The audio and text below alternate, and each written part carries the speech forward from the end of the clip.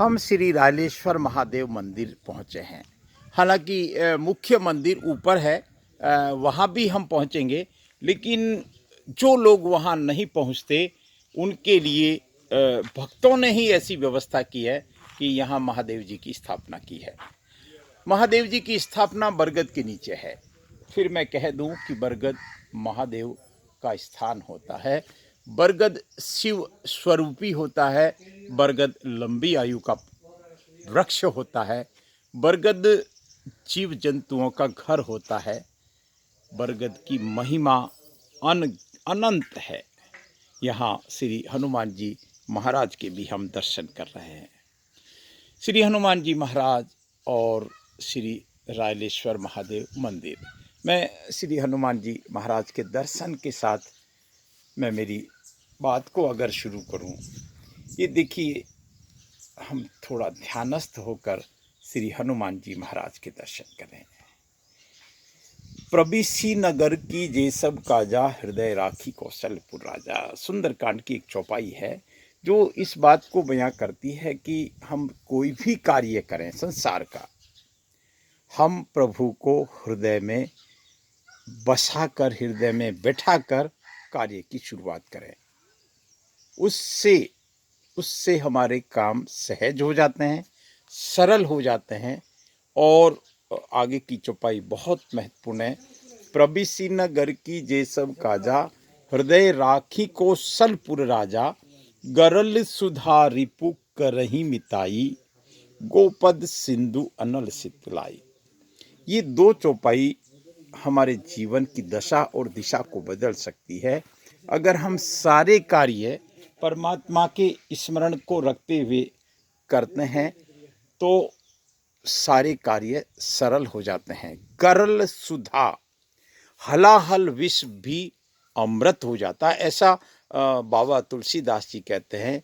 रिपु करही मिताई, जो शत्रु होते हैं, घोर शत्रु भी मित्रता करने लग जाते हैं। ऐसा प्रभु का प्रताप है।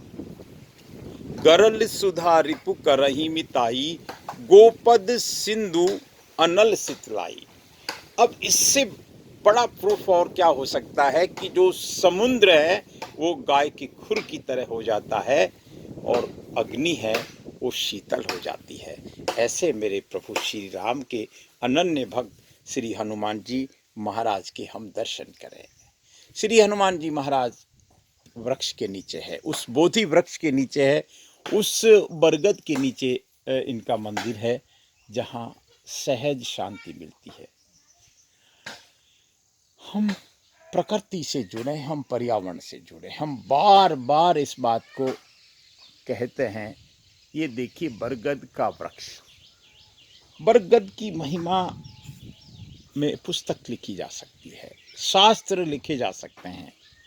शिव पुराण में बरगद की महिमा है। हम श्री रायलेश्वर महादेव मंदिर के दर्शन करें, शिवलिंग के दर्शन करें और मनोयोग से दर्शन करें।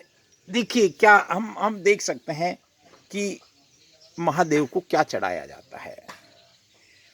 हमारी तमाम नकारात्मक ऊर्जा हम महादेव को सौंप सकते हैं। हम तमाम तरह के विषैली पदार्थ हम महादेव को चढ़ाते हैं और अमृत हम लेते हैं। ये और हमको अमृत मिलता है सहज रूप से। हम देख सकते हैं आंकड़े का फल और पुष्प, बेलपत्र, ये तमाम चीज़ें महादेव को चढ़ती है और महादेव खुश होते हैं। महादेव तो भाव के भूखे हैं।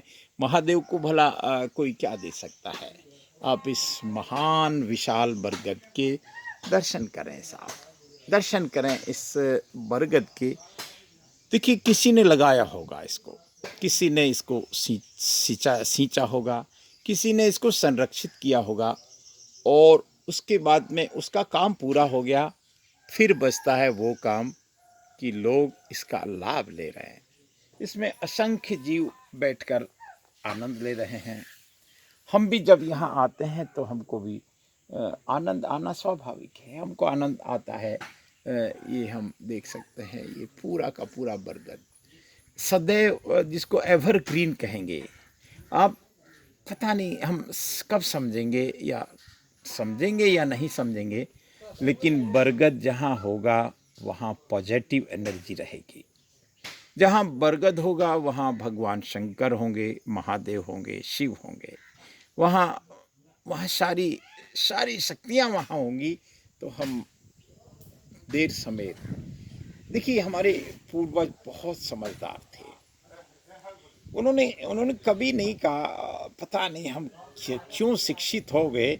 और ये शिक्षा का प्रभाव देखिए कि हमने फुलवारी को चयन किया, इस बरगद को छोड़ के हमने उन कटीली झाड़ियों को, उन तरह तरह के कैक्टसों का चयन किया। उससे हम सोचते हैं कि खूबसूरती बढ़ेगी, लेकिन खूबसूरती तो साफ इसमें है। खूबसूरती तो इस महान विशाल बरगद में है, जिसकी जटाएं शिव की जटाएं कहलाती है। महादेव की जय के साथ मैं बात को विराम देता हूँ। मैं आपको निश्चित रूप से अगले पार्ट में श्री रायलेश्वर महादेव मंदिर के उस उस अद्भुत नज़ारे को दिखाऊंगा, जिसको देखकर आप आनंदित हो जाएंगे। हम जो कुटिया देख रहे हैं, यहाँ श्री श्री विसा जी महाराज विराजते हैं और वो यहाँ की देखभाल करते हैं। और हम कई बार देखते हैं बड़े बड़े आश्रमों की रक्षा साधु संतों के हाथ में होती है, और साधु संतों की सेवा समाज के हाथ में होती है, भक्तों के हाथ में होती है।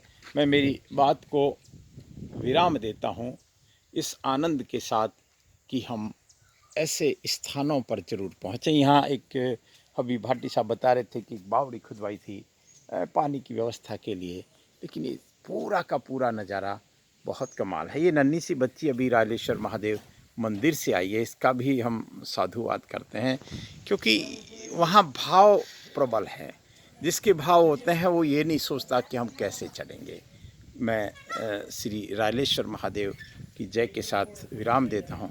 इस बच्ची की मुस्कुराहट को आप देख सकते हैं। ये रायलेश्वर महादेव मंदिर पहुँची, वहाँ से आ रही है। और देखिए ये संस्कार हमको बचपन से डालने चाहिए। हम बाकी कितना भी पढ़ें, कितना भी लिखें, कुछ भी करें, लेकिन बच्चों को हम अध्यात्म से जोड़ के रखें। मैं बहन जी को साधुवाद करता हूँ कि गोद में बच्चा लेके ऊपर चढ़ाई चढ़ी, भाई साहब भी साथ में थे।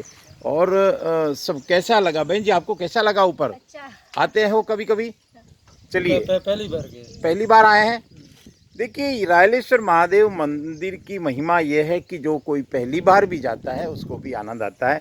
मैं मेरी बात को इस संपूर्ण आनंद के साथ विराम देता हूँ कि अगर हम यहाँ पहुँचेंगे तो हमको आनंद आएगा। जय महादेव।